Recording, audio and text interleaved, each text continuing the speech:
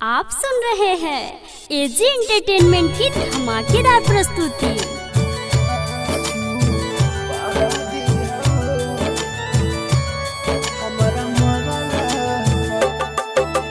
Music by Kanchan Raj, Hajipur Vaishali.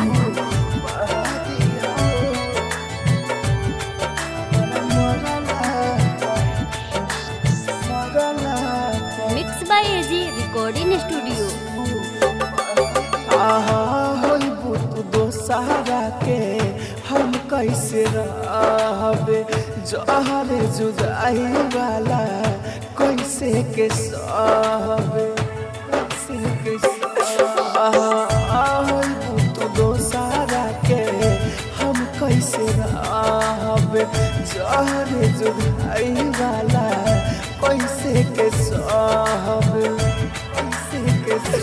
अपना ससुर से खबर भेजा दिया हो, अपना ससुर से खबर भेजा दिया हो। हमारा मरला पयासू बहा दिया हो, हमारा मरला पयासू बहा दिया हो। आप सुन रहे हैं एजी एंटरटेनमेंट की धमाकेदार हाजीपुर प्रस्तुति। वैशाली।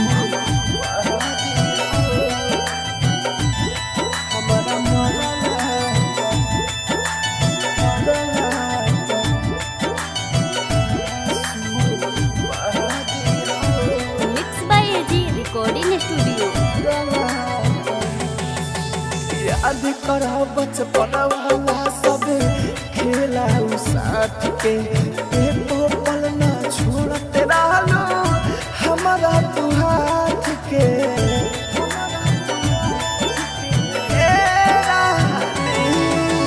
याद कर बचपन वाला सब खेला साथ के, एको पल ना छोड़ते रहलो हमारा तू हाथ के। एको लोटा तू पानी गिरा दिया हो, एक लोटा तू पानी गिरा दिया हो। हमारा मरला पयासू बहा दिया हो, हमारा मरला पयासू बहा दिया हो। आप सुन रहे हैं एजी एंटरटेनमेंट की धमाकेदार प्रस्तुति।